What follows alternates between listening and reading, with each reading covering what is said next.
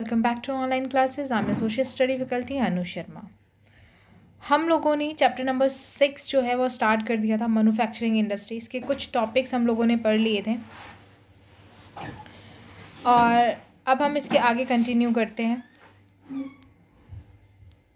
हमने मैन्युफैक्चरिंग क्या होता है, मैन्युफैक्चरिंग का जो महत्व है वो क्या है और कहाँ कहाँ ये मैन्युफैक्चरिंग जो है वो हेल्प करती है, कंट्रीब्यूशन उसका कहाँ कहाँ पर है नेशनल इकोनॉमी में उसका कितना कंट्रीब्यूशन है और किस तरीके से कंट्रीब्यूट करती है इन सब के बारे में हम लोगों ने पढ़ लिया था। ठीक है, सो आज हम इसके आगे पढ़ेंगे, आज हम इसके आगे कंटिन्यू करेंगे। Just wait a second.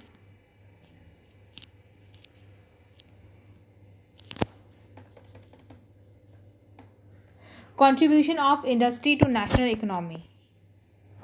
ठीक है, ये पढ़ते हैं। तो इसमें ये बताया गया है कि over the last 2 decades the share of the manufacturing sector has taken at 17% of GDP out of the 27%। कह रहे कि पिछले 2 दशकों में जो मैन्युफैक्चरिंग सेक्टर है उसका जो शेयर है जीडीपी में 17% से बढ़कर 27% हो गया है। कह रहे कि desired growth rate for industries 12% in the coming decade. अब हम जो चाहते हैं यानी इंडस्ट्री का जो कंट्रीब्यूशन है वो इकोनॉमी में हम चाहते हैं कि वो 12% हो। The national manufacturing competitive council has been set up with this objective. कह रहे कि ये जो NMCC है उन्होंने एक ऑब्जेक्टिव रखा है, इन्हीं को लक्ष्य रखा है कि भाई हम आने वाले टाइम में ये जो रेट है यानी जो पार्टिसिपेशन रेट है उसे क्या करेंगे, आगे बढ़ाएंगे। Government policy intervention and renewed effort by the industry for productivity will help manufacture achieve it's desired growth rate. कह रहे कि गवर्नमेंट जो है ऐसी पॉलिसीज़ लेकर आ रही है जिससे इंडस्ट्रीज़ की प्रोडक्टिविटी बढ़े और जिससे मैन्युफैक्चरिंग को बढ़ाने में मदद मिले, जो कि एक ग्रोथ रेट को बढ़ाती है। ठीक है, आगे बढ़ते हैं। Industrial location.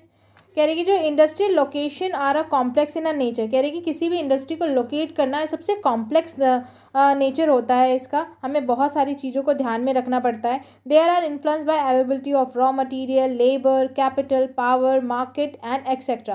कह रहे कि जो इंडस्ट्री की लोकेशन है उससे बहुत सारी चीज़ें प्रभावित करती है, जैसे रॉ मटेरियल की जो अवेलेबिलिटी है वो वहाँ पर है या नहीं है, लेबर कैसी है, कैपिटल कैसा है, पावर कैसी है, मार्केट कैसा है, इन सबको ध्यान में रखकर ही क्या किया जाता है इंडस्ट्री के लोकेशन को सेट किया जाता है।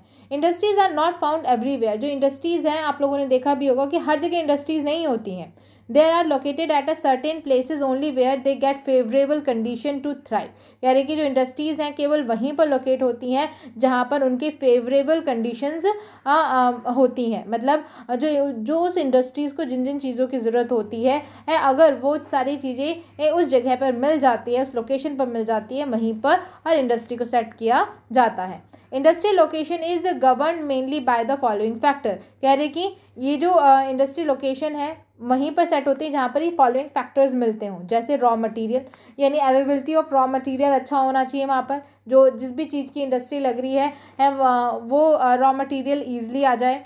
दूसरा, सोर्स ऑफ एनर्जी क्या है, सोर्स ऑफ वाटर क्या है, availability of capital and finance, वहाँ पर कैपिटल और फाइनेंस मिलेगा या नहीं मिलेगा, वहाँ के मार्केट की डिमांड कैसी है, वहाँ स्किल्ड लेबर और वर्कर मिलेंगे या नहीं मिलेंगे, बैंकिंग और इंश्योरेंस कैसा है, ट्रांसपोर्ट एंड कम्युनिकेशन कैसा है। ये सारी चीज़ों को ध्यान में रखकर ही इंडस्ट्री के लोकेशन को कंसीडर किया जाता है। Many industries come together at urban centers to make use of the advantage। बहुत सारी इंडस्ट्रीज़ जो हैं वो अर्बन सेंटर्स आती हैं क्योंकि उन्हें वो सारी विशेषताएं सुविधाएं वहाँ मिल जाती हैं। There are non the agglomeration economies. और ऐसी इंडस्ट्रीज़ को जो है उन्हें एग्लोमरेशन इकोनॉमीज कहा जाता है।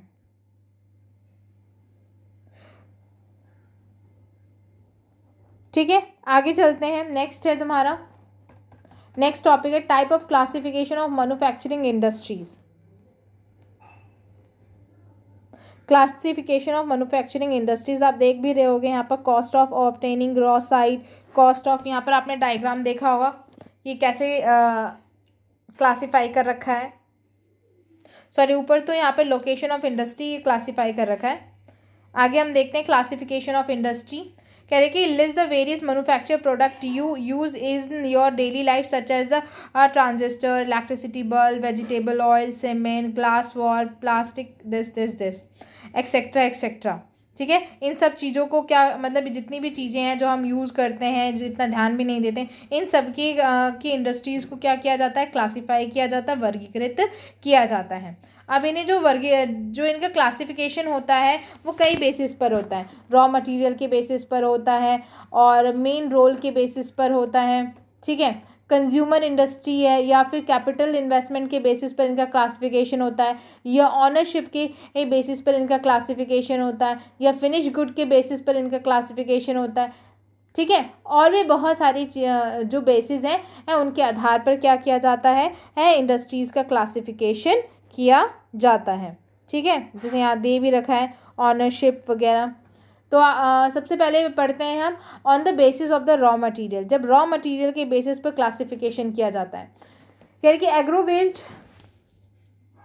जो भी एग्रो बेस्ड होते हैं, यानी जो भी ऐसी चीज़ें होती हैं जो खेती संबंधित होती है, those industries where raw materials come from the agriculture, cotton, woollen, ठीक है। जैसे एग्रो इंडस्ट्रीज़ है, एग्रो इंडस्ट्रीज़ वहाँ पर स्टैब्लिश होती हैं जहाँ पर रॉ मटेरियल ईजिली अवेलेबल हो जाए, या जहाँ मतलब जिसके आसपास जो है खेती अच्छी होती हो और उन्हें वहाँ से cotton, woollen, jute, silk, textile, sugar, T, edible oil, ये सारे क्या हो जाए, उन्हें आसानी से मिल जाए।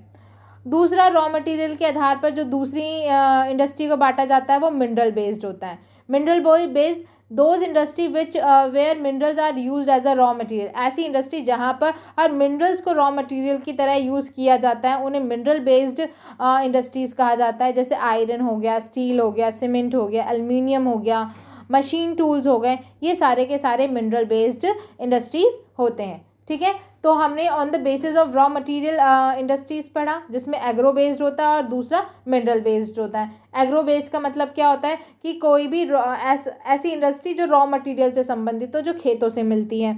और मिनरल बेस्ड इंडस्ट्रीज़ कौन सी होती है, ऐसी इंडस्ट्रीज़ जहाँ पर मिनरल्स को रॉ मटेरियल की तरह यूज़ किया जाता है, जैसे आयरन हो गया, स्टील हो गया, सीमेंट हो गया, एक्सेट्रा एक्सेट्रा। ठीक है, आगे चलते हैं। सेकेंड है on the basis of their main role. अब जो इंडस्ट्रीज़ हैं उनकी मेन रोल के बेसिस पर भी क्या किया जाता है, उन्हें क्लासीफाई किया जाता है। पहला, बेसिक इंडस्ट्री। ठीक है,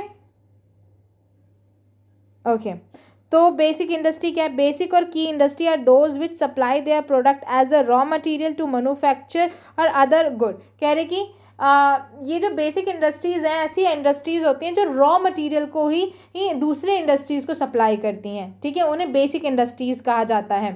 जैसे कि कुछ इंडस्ट्रीज़ होती हैं जो आयरन तैयार करती हैं, स्टील तैयार करती है, कॉपर तैयार करती है, एल्युमिनियम तैयार करती है, और इन्हें तैयार करके वो दूसरी अदर इंडस्ट्रीज़ को प्रोवाइड करवाती है। तो ऐसी इंडस्ट्री जो रॉ मटेरियल प्रोवाइड करवाती है उन्हें बेसिक इंडस्ट्रीज़ कहा जाता है। उसके बाद कंज्यूमर इंडस्ट्री। ठीक है, तो कंज्यूमर इंडस्ट्री ऐसी इंडस्ट्रीज़ होती है जो कंज्यूमर्स को गुड्स प्रोवाइड करवाती है, ऐसी वस्तुएं बनाती हैं जिनका उपभोक्ता उपभोग करता है, उन्हें कंज्यूमर इंडस्ट्रीज़ कहते हैं।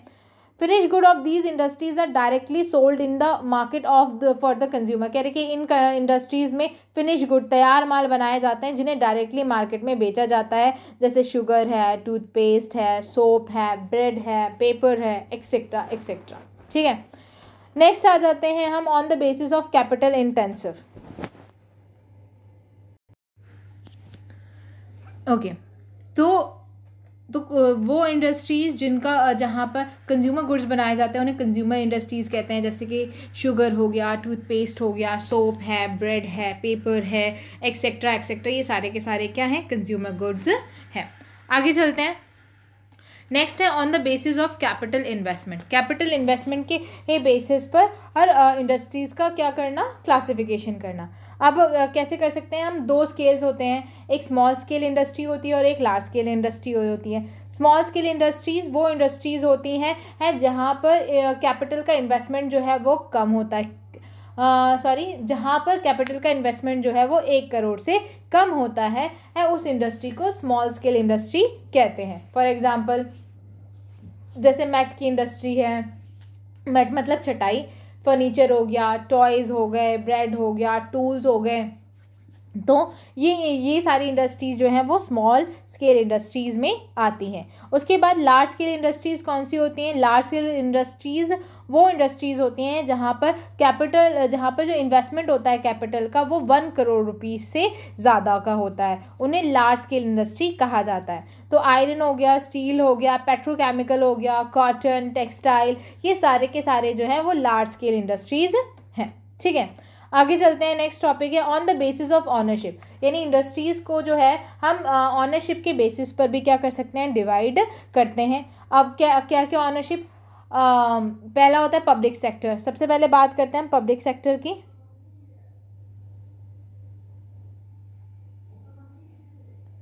यहाँ पर आ जाते हैं हम ownership on the basis of ownership, right. ठीक है, तो पब्लिक सेक्टर की बात करते हैं। जो ऑनरशिप है वो कौन कौन से हो सकते हैं? पब्लिक सेक्टर होता है, प्राइवेट सेक्टर होता है, जॉइंट सेक्टर होता है और कोऑपरेटिव सेक्टर होता है। पब्लिक सेक्टर कौन से होते हैं?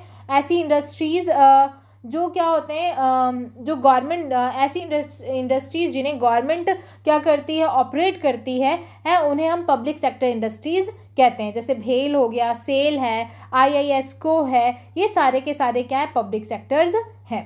सेकंड बात करते हैं प्राइवेट सेक्टर की।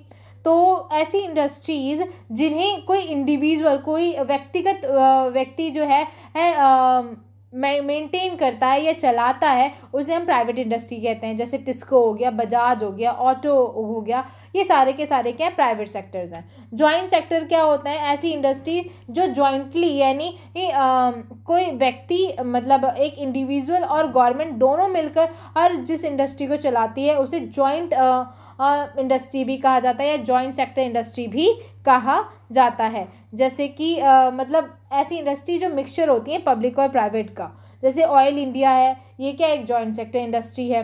उसके बाद कोऑपरेटिव सेक्टर, ये इंडस्ट्रीज़, ये जो कोऑपरेटिव सेक्टर की जो इंडस्ट्रीज़ होती हैं वो ऑपरेट और मेंटेन जो है वो सप्लायर, यानी रॉ मटेरियल के सप्लायर और वर्कर्स के द्वारा की जाती है। जैसे कि शुगर इंडस्ट्री जो महाराष्ट्र में है या कोर इंडस्ट्री जो केरला में है, ये सारे के सारे कोऑपरेटिव सेक्टर्स इंडस्ट्रीज़ होती हैं जिन्हें हम सहकारी इंडस्ट्रीज, सहकारी समिति भी कहते हैं। अब नेक्स्ट हम जो है इंडस्ट्रीज़ को उनकी फिनिश गुड के नेक्स्ट टॉपिक है आपका, where is the next topic, on the basis of capital intensive पढ़ लिया, एग्रो बेस्ड इंडस्ट्री। आगे चलते हैं, हम एग्रो बेस्ड इंडस्ट्री के बारे में पढ़ते हैं। ठीक है, तो एग्रो बेस्ड इंडस्ट्रीज़ क्या क्या हैं, कौन कौन सी होती हैं? सबसे पहले बात करते हैं हम तो एक काम कर, एग्रो बेस्ड इंडस्ट्रीज़ जो है कौन सी होती है? सबसे पहला हम यहाँ पढ़ रहे हैं कॉटन टेक्सटाइल इंडस्ट्री, ये एग्रो बेस्ड इंडस्ट्री है। अभी हमने पढ़ा भी था कि एग्रो बेस्ड इंडस्ट्री कौन सी होती है? ऐसी इंडस्ट्री जो पूरी तरीके से किस पर निर्भर होती है? खेती पर निर्भर होती है, यानी जिसका कच्चा माल जो है वो खेतों से आता है, उन्हें एग्रो बेस्ड इंडस्ट्रीज़ कहते हैं। अभी क्या कह रहे हैं कि ये जो एग्रो बेस्ड इंडस्ट्री है इंडिया की सबसे पुरानी इंडस्ट्रीज़ है। सबसे पहले जो इसमें इंडस्ट्री लगाई गई थी वो कॉटन मिल की लगाई गई थी 1854 में है मुंबई में। ठीक है, कॉटन टेक्सटाइल की बात कर रही हूँ मैं। इसके बाद at the present in the last industry in our country, जो कि अभी तक हमारे देश में चल रही है, जहाँ पर कम से लगभग 1600 कॉटन टेक्सटाइल मिल जो है पूरे देश में चल रहा है। Cotton textile mill are mainly concentrated in Maharashtra and Gujarat due to the favourable condition, यानी कि जो कॉटन टेक्सटाइल मिल्स जो है वो अक्सर हमने देखा है वो महाराष्ट्र और गुजरात में ही सिचुएटेड है, क्योंकि वहाँ पर उन्हें फेवरेबल कंडीशन क्या होती है, मिल जाती है। Important centre are Mumbai, Pune, Ahmedabad, Surat, Rajkot etcetera. कह रहे कि टेक्सटाइल इंडस्ट्रीज़ के जो महत्वपूर्ण केंद्र हैं वो मुंबई, पुणे, अहमदाबाद, सूरत, राजकोट है। अदर सेंटर्स भी हैं, आगरा है, कानपुर है, हुगली है, चेन्नई है, मदुरई है, यहाँ पर भी कॉटन टेक्सटाइल्स है। Cotton textiles is produce by 3 method in India. अब जो कॉटन टेक्सटाइल्स हैं यानी जो सूती कपड़े हैं उन्हें 3 तरीके से इंडिया में बनाया जाता है, हैंडलूम, पावरलूम और मिल्स। ठीक है, इसके आगे पढ़ते हैं। Cotton textile industry involves ginning, spinning, weaving, dyeing, designing, tailoring, packaging to produce readymade garment. क्योंकि जो ये कॉटन टेक्सटाइल इंडस्ट्री है ना, इसमें बहुत सारी चीज़ों को इन्वॉल्व किया जाता है, बिनना, बुनना, डिज़ाइन करना, सिलना, काटना और रेडीमेड गारमेंट बनाना, ये भी कॉटन टेक्सटाइल के तहत आता है। इंडिया जो है वो एक्सपोर्ट करता है बहुत सारे गारमेंट्स, रेडीमेड गारमेंट जो है वो USA, Japan, UK, France, Nepal, Sri Lanka को एक्सपोर्ट भी करता है। Cotton textile industries are facing many problems such as, बहुत सारी इन्हें प्रॉब्लम्स फेस करने पड़ रही है, जैसे एक गुड क्वालिटी कॉटन का मिलना की कमी होना, या फिर main cotton growing area went to Pakistan, यानी ये ऐसा इलाका जो कि जहाँ पर मेनली कॉटन ही उगाया जाता था वो पाकिस्तान में चला गया है। ओल्ड मशीनरी है, इरेटिक पावर सप्लाई है, यानी